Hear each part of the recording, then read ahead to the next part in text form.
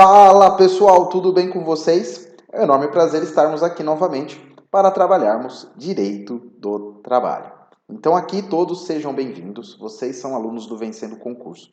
É um enorme prazer poder apresentar esse tema, esse conteúdo, porque eu sei que vocês são alunos muito dedicados, vocês estão aqui nessa plataforma que nós, professores, a toda a administração, faz com muito carinho, porque nós sabemos que vocês têm um sonho, vocês têm os objetivos e vocês buscam um conteúdo de muita qualidade. Então aqui vocês vão encontrar esse caminho, tá? Então que nós possamos aí ser fonte de auxílios nessa sonhada aprovação que vocês tanto querem, tá bom? Para quem não me conhece, deixa eu me apresentar aqui formalmente. Meu nome é Leonardo, esse aqui é meu e-mail para contato. Caso vocês tenham alguma dúvida, queiram algum esclarecimento adicional, o que for necessário, visando aí a aprovação de vocês. Aqui também tem minhas redes sociais, tanto o Instagram quanto o YouTube, o que vocês precisarem, tirarem dúvidas, esclarecimentos, sugestões, o que for necessário aí para o aprendizado de vocês. Além também, é claro, pessoal, as plataformas aí do Vencendo Concurso, tem também Instagram, tem o YouTube, sempre entre em contato conosco, fiquem à vontade, estamos sempre aí à disposição de vocês, tá bom? Então, agora que eu já me apresentei, deixa eu mostrar aqui o que nós vamos fazer hoje, tá? Então, nós vamos trabalhar os princípios e as fontes do direito do trabalho, tá certo? Você que está se preparando e precisa estudar direito do trabalho para concurso público, seja de nível médio ou de nível superior, que não seja especificamente com formação jurídica, né? Analista judiciário, né? Na área judiciária, que exige a formação em direito, mesmo também essas carreiras, né? Eu vou trazer aqui algumas dicas para o estudo geral, né? Que você consiga aproveitar o máximo possível, né?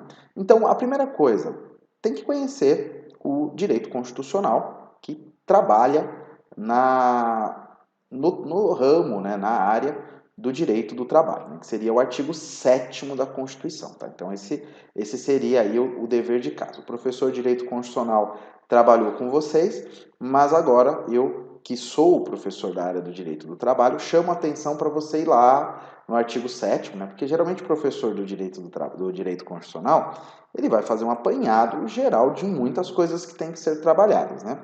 Mas pensando no estudo específico, seja para Tribunal do Trabalho ou algum concurso que exija direito do trabalho, então você vai lá no artigo 7º da Constituição e estude, né? A gente costuma dizer que é uma mini CLT. Logicamente, a leitura da própria CLT, que eu vou direcionando aqui com vocês ao longo do curso, né? Mas a leitura do texto em si, né? Quando eu coloco aqui, é para você, porque às vezes o aluno fala, professor, eu quero comprar um livro, alguma doutrina. Eu geralmente não recomendo para concurso público, a não ser que seja um concurso muito específico, né? Aqueles concursos da magistratura, concursos em que você tem uma fase discursiva, aí realmente você precisa ter algo a mais. Agora, se é um concurso voltado aí para questões de múltipla escolha ou certo e errado, então ali você não precisa desenvolver um raciocínio que exija, né, uma redação, que exija um posicionamento. Então, portanto, o conhecimento literal do texto de lei ou da Constituição é basicamente o que vocês irão precisar, tá? Então, essa é a minha dica, tá certo? E, logicamente, os exercícios anteriores para que você conheça a banca, para que você entenda a linguagem de prova, isso vai colocá-lo numa posição muito mais vantajosa. E aqui, logicamente, no Vencendo o Concurso, nós faremos isso por vocês. Então, nós, professores, temos essa habilidade, somos capacitados, somos professores que trabalhamos aqui há anos com concursos públicos, então, portanto, nós já iremos fazer. É que eu imagino que vocês vão fazer um estudo tanto conosco e um estudo acompanhando esse cenário, então é legal que vocês façam isso conjuntamente, tudo bem? Então, vamos começar. Com relação aos princípios, né, a palavra princípio significa o começo, né, uma base, o início. Então, logicamente, nós temos que começar pelo começo, é claro. Né? Então, o que seria um princípio no direito do trabalho? Então, a partir de um princípio, a partir dessa base, são criadas outras regras né?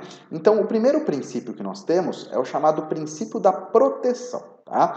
Então, logicamente, né, que nós não podemos falar que sempre o trabalhador é o mais fraco da relação, mas isso em regra geral, né, não é uma regra absoluta, mas analisando as diversas relações trabalhistas e analisando um contexto genérico, há de se identificar que nós temos de um lado o empregado, do outro o empregador, e muitas das vezes, não todas, mas muitas das vezes, o empregador ele detém mais capacidades, né? E o empregado, por ter menos capacidades econômicas, às vezes técnicas, científica, por vezes ele vai ficar desguarnecido, né? Desprotegido. Lógico que isso não é absoluto, mas ocorre em algumas relações.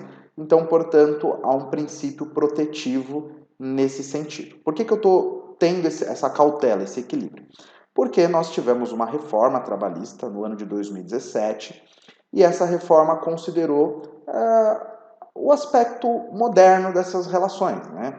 Porque antigamente se olhava o trabalhador de um aspecto produtivo, como na Revolução Industrial, né? Na mina de carvão, depois um trabalhador também voltado para a lavoura, agricultura. Então, sempre um lado muito explorado desse trabalhador, que logicamente ainda ocorre nos dias de hoje. Mas hoje nós temos outras relações modernas, né? Hoje surge o home office, hoje surge os microempreendedores individuais, hoje nós temos os youtubers, nós temos produtores de conteúdos, nós temos pessoas que trabalham aqui no Brasil para empresas estrangeiras na área de programação. Então, assim, as relações, elas são hoje muito mais complexas, né? Então, é essa análise muito quadradinha, né, que há um explorador e há um explorado, ela precisa de uma vertente mais atual, né? Então, é só por isso que eu estou dizendo que uma análise, né, histórica, né, já que a gente está analisando uma CLT lá da década de 40,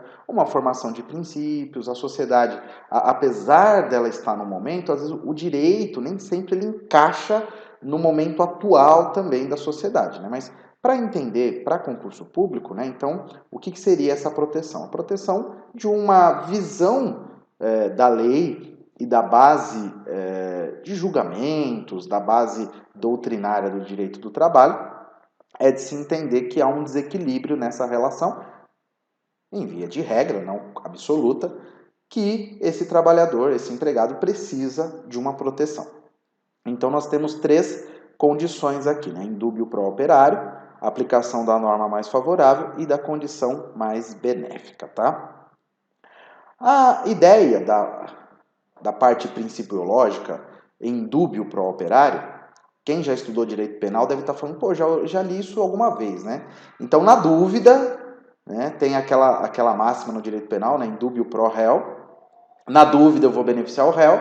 Nós temos uma situação similar aqui no direito do trabalho, que seria em dúbio pro operário, né? Ou seja, na dúvida eu vou favorecer o trabalhador. Então, em condições em que há uma dúvida, nós vamos estabelecer ali uma situação da qual seja mais favorável ao trabalhador, né? Caso, de repente, as provas elas sejam ali parecidas, então os dois possuam aí condições próximas, né? Então, em termos de fatos narrados, né? Então, ou seja, se o juiz estiver com dúvida naquela situação, ele vai ser favorável ao trabalhador. Então, daí também criou-se um mito, né? Que a justiça do trabalho ela é totalmente favorável ao trabalhador. Logicamente que são cenários que vão sendo mudados, né? E depende também de uma série de condições, né? Então, é lógico que o princípio favorece que isso ocorra, mas não é somente essa visão que nós deveremos ter, tá? Mas essa é a ideia. Aplicação da norma mais favorável, né? Então, ou seja, claro que nós temos a CLT como uma base, né, importante para o direito do trabalho, mas existem outras normas que vão tratar, né? Por exemplo, nós temos também as NRs, né, do Ministério do Trabalho, nós temos normas supletivas, normas que tratam de outros assuntos, mas que tem reflexo no direito do trabalho, como, por exemplo, a LGPD, né, a Lei Geral de Proteção de Dados. Então, ou seja, o que a base principiológica diz é se houver algumas normas tratando de um assunto, aquela norma a ser aplicada naquele ponto seja a mais favorável ao trabalhador, tá bom?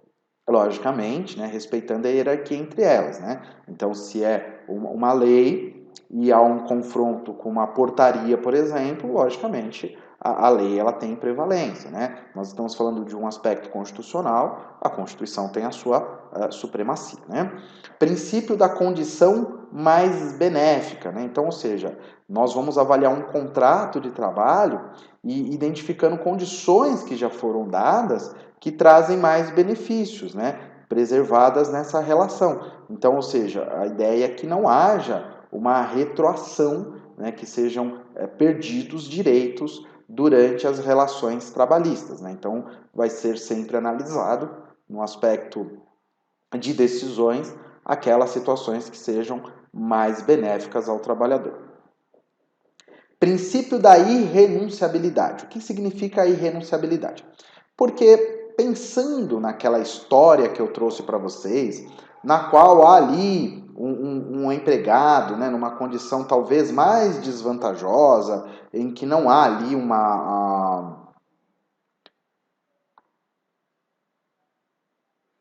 E assim, nós temos o princípio da irrenunciabilidade. Porque o que acontece? Quando nós falamos da ideia de conforme mencionado, desse trabalhador que estaria numa condição mais desfavorável, talvez fosse imposto a ele uma renúncia de um direito. Então, ou seja, eu sou um empregador, eu detenho uma série de controles dessa relação, então eu colocaria uma imposição. Olha, ou eu vou demiti-lo, ou você abre mão de um direito. E, logicamente, imaginando essa relação, o trabalhador, numa condição de necessidade, ele aceitaria essa condição para não perder uma condição maior.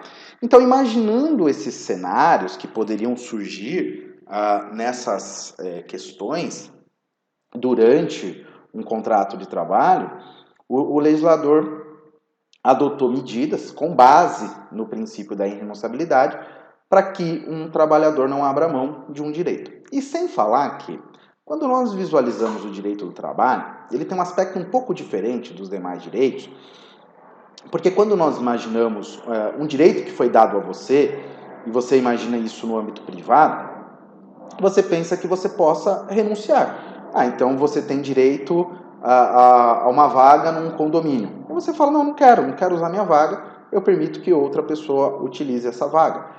Eu não quero usar determinado direito que me foi dado. Ok, você não usa, outra pessoa usa, ou você às vezes até pode passar isso para frente. Mas quando nós pensamos no direito do trabalho especificamente, nós estamos falando de um direito que visa ter uma certa coletividade. Então, quando você permite nessa questão, nessa análise, uma renúncia de uma pessoa, você pode ter um efeito em cadeia, né, em cascata, no qual outras pessoas também iriam ter que renunciar porque você gerou um padrão, né? Então, imaginem só, né? Uma empresa que utilizasse dessa argumentação ao contratar alguns funcionários dizendo, olha, aqui nós não vamos pagar o 13º. Aí a pessoa pensa, bom, eu estou desempregado, eu preciso disso, então é melhor abrir mão do 13º e ter 12 salários do que de repente brigar por um que eu não vou ter de qualquer jeito. Só que aí você criaria uma consciência coletiva fazendo com que todas as pessoas tivessem que abrir mão. E isso sendo usado numa cadeia, fazendo com que o mercado assim agisse. Né? Então ele trabalhou meio que as regras do mercado, né? Ou seja, de consciência coletiva. Então por isso que se trouxe essa ideia. Tá? Aqui eu não estou trazendo opiniões pessoais, se eu concordo ou se eu discordo, tá, pessoal, de cada princípio que está sendo trabalhado, mas eu estou tentando trazer a ideia, né? Por que essa situação surge e qual que é o objetivo que se tem. Se esse objetivo é alcançado, se esse objetivo é útil ou não é útil, isso para mim pouco importa, percebam que eu não quero, nem devo, nem irei fazer opiniões pessoais a respeito disso. Eu estou trazendo a visão para vocês do que seria essa situação, tá? Então, irrenunciabilidade é porque quando você abre mão, não é só também você o prejudicado, a ideia é que muitos outros também o seriam, tá bom? Princípio da primazia da realidade. O princípio da primazia da realidade ele é muito legal para concurso público por um motivo muito simples, né? As bancas costumam colocar em questões justamente por quê? Porque ele visa a realidade. Nós sabemos, aqui eu já falo por experiência prática, né, profissional, como advogado que também milita na área do direito do trabalho, muitas vezes as relações trabalhistas elas são forjadas, né, fakes. Então, às vezes, uma empresa contrata um funcionário e ela cria um padrão contratual ou uma relação que não é o que ocorre de fato, para, logicamente, tentar desvirtuar os direitos que são estabelecidos na CLT. Então, o que seria o princípio da primazia da realidade? O princípio da primazia da realidade, ele traz aí aos envolvidos que não adianta forjar uma regra que ela não esteja acontecendo na prática. Porque ao ser analisado esse contrato sobre o viés, sobre o prisma de um juiz, ele vai tentar enxergar não aquilo que foi escrito, aquilo que foi combinado, mas aquilo que de fato acontecia. Então, por isso que a Justiça do Trabalho, né, vocês que vão começar a estudar o processo do trabalho, vocês vão perceber essa relação. A Justiça do Trabalho busca o que nós chamamos até de verdade real, né, uma coisa assim que é o que aconteceu de fato, não somente aquilo que esteja documentado.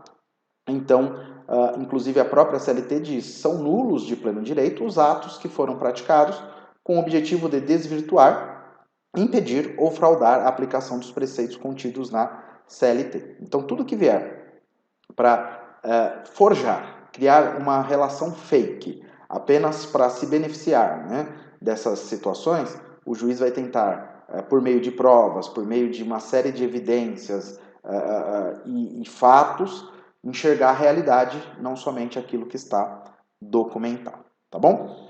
Princípio da continuidade da relação de emprego. Né? Então, o que acontece? Inclusive, isso aqui acaba até batendo lá no processo de trabalho, quando alguém, né, um reclamante, vai processar, né, um trabalhador vai processar um reclamante processando a reclamada, né? Eu vou já usando esses termos, já que vocês também vão estudar o direito processual do trabalho, há de se entender que muitas vezes o empregado ele diz, olha, eu trabalhei nessa empresa eu trabalho há 2 anos, há 3 anos, ou trabalhei há 2, 3 anos.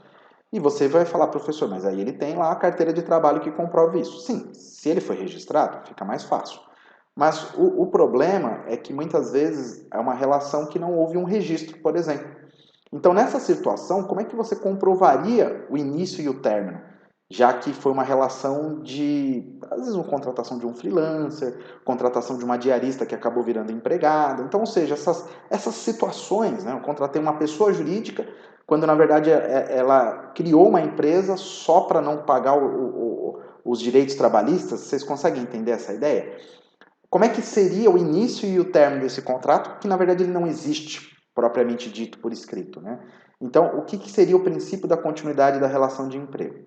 Aí vem o TST, que é o Tribunal Superior do Trabalho, diz que quem tem que comprovar é o empregador. Então, é o empregador que tem que comprovar o dia que começou e o dia que terminou. Se tem uma carteira de trabalho, lógico que vocês vão pensar que isso é fácil, mas vocês entenderam que a prática nem sempre é totalmente bonitinha. Aí diz que, olhem só o artigo 448 da CLT, a mudança na propriedade ou na estrutura jurídica da empresa não afeta os contratos de trabalho dos empregados. Então, o que acontece? Às vezes eu estou numa estrutura, estou trabalhando, e vem um grupo e compra. E ele compra, e o que ele faz? Às vezes ele quer demitir os funcionários que estavam para terminar aquela relação, e eles sentam com esses empregados e falam, ó, eu vou querer contratá-los. Vocês querem continuar comigo? Ah, queremos, não queremos ficar desempregados. Então, só que agora é uma nova política. Então, não tem isso, não tem isso, não tem isso, mas a gente pensa assim, assim, assim. Vocês querem? Ah, queremos, precisamos, então beleza, assinou. Só que aí o que acontece? Perante a CLT, perante a Justiça do Trabalho e perante as regras principiológicas, há de se entender que naquela situação houve uma continuidade da relação de emprego, ainda que houvesse mudança de propriedade, entendeu? Então, ou seja, é por isso que a CLT ela tem esse caráter protetivo, porque ela entende né, claro, por meio das disciplinas que ali foram inseridas, né, que muitas vezes as relações elas são desvirtuadas, né? Então essa é a ideia. Princípio da irredutibilidade salarial, ou seja, o salário não pode ser reduzido, né? Claro que é bom que vocês já saibam que existe exceção, eu até coloquei aqui para vocês, por isso que é importante ler o artigo 7º da CF, que se houver acordo ou convenção coletiva prevendo essa condição, essa redução ela pode ser possível. Também, é claro, algumas pessoas devem estar pensando, mas e se houver redução de jornada, professor? Se houver redução de jornada, também há uma possibilidade de redução, tá ok? Agora vamos falar das fontes do direito do trabalho, de onde vêm as regras que vão reger, né, vão estabelecer as condições do direito do trabalho. Aqui nós temos duas divisões, né? Então são as fontes materiais e as fontes formais, tá? E as formais elas se dividem entre heterônomas e autônomas. O que seria uma fonte material, né? Ou seja, o que leva a criar uma regra trabalhista? São os aspectos políticos, sociais e econômicos, né? Então, por exemplo, nós tivemos uma mudança em 2017 da CLT. Então, o que se levou em consideração ao que se chamou de flexibilização do direito do trabalho? São vários fatores, né? Então, essa mudança ela atingiu o direito do trabalho, propriamente dito, mas atingiu também o direito processual do trabalho. Quando nós falamos no direito do trabalho, nós tivemos mudanças com a inclusão, por exemplo, de um modo, né, que se chama intermitente. O que é um intermitente? Então, imagina uma rede lá de fast food, eu vou trabalhar isso com vocês, que ela tem os picos, né, de utilização de mão de obra. E se ela fosse contratar alguém, essa pessoa teria que trabalhar fixo, né, ou seja, uma carga praticamente normal. E, de repente, o pico dela é de final de semana. Então, ou seja, não há necessidade de contratação o tempo todo. E aí a lei agora permite que se faça. Então, porque se entendeu que era melhor que houvesse o emprego, ainda que não fosse 5 dias na semana, mas que essa pessoa conseguisse ter 2 dias e tivesse, logicamente, um salário vai ser reduzido, claro, proporcional, mas é melhor um pouco do que nada. Então, ou seja, os aspectos políticos, sociais e econômicos, os três caminharam juntos, né? Naquela ocasião entenderam essa relação. Né? Aí, por exemplo, a questão do processo do trabalho. Então havia, isso eu posso falar por experiência prática, né?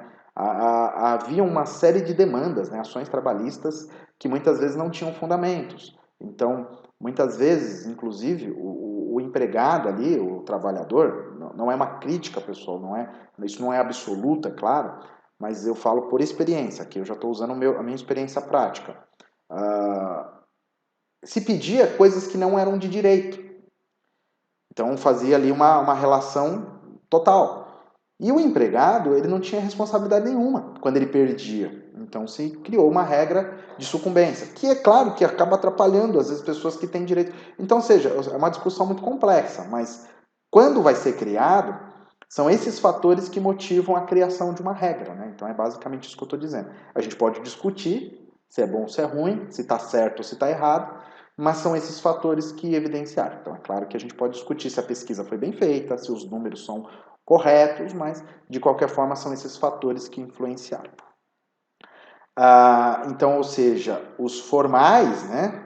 Aqui eu já estava nos materiais, eu vou explicar os formais, dividindo, né, em heterônomo e autônomo. Os formais já são as regras propriamente ditas, né? Então, o material são os fatores que levam à criação.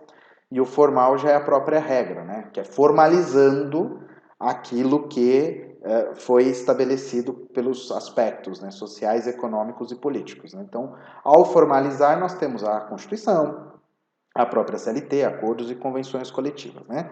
Agora, o que seriam fontes formais heterônomas? Né? Heterônomas são criações externas, né? Então, ou seja, eu tenho uma relação com a empresa, mas quem criou aquela regra não fui nem eu nem a empresa, sim o Estado, né? Então, o Estado ele que determinou. Então, a Constituição, as leis, medidas provisórias, tratados, decretos, as decisões judiciais, então isso vem uma imposição do Estado, né? E a fonte autônoma, né, o auto, né, próprio, seria os envolvidos nessa relação, então empregado e empregador, e logicamente, né, representação sindical, criando essas condições, então isso aqui se chama fonte autônoma, né? Que, ou seja, a criação dos participantes, tá bom? Aqui eu peço para vocês refletirem, né? Façam uma pausa no vídeo e lembrem de alguns princípios que nós trabalhamos para que isso haja aí uma devida fixação. Para melhor compreensão, vamos fazer alguns exercícios aqui. Ó. O regulamento da empresa boa tirou algumas vantagens que estavam no regulamento anterior. Nesse caso, segundo a súmula do TST, as cláusulas que revoguem vantagens só atingirão trabalhadores após a revogação ou alteração do regulamento. O que seria essa ideia, né? Seria o princípio da razoabilidade, indisponibilidade, imperatividade, dignidade da pessoa humana ou condição mais benéfica, né? Então, do que nós estudamos, nós chegaremos à conclusão que é a condição mais benéfica, né? Essa é a situação, tá? Sugiro que vocês pausem o vídeo, né? Para que vocês façam as questões antes e depois vocês corrijam junto comigo, né? No direito do trabalho, aplica-se o princípio da primazia da realidade, que concede aos fatos um valor maior do que aos documentos. É claro que aqui é uma afirmação, daqui a gente não consegue extrair tantas ideias, né? A gente fica um pouco com dúvidas, né? Falando, será que é só isso e tal? Mas na ideia do CESP, isso está correto, né? Então, o princípio da primazia da realidade, eu dou mais valor ao que está acontecendo, ao que de fato aconteceu, do que foi documentado, né? Então, essa é a situação.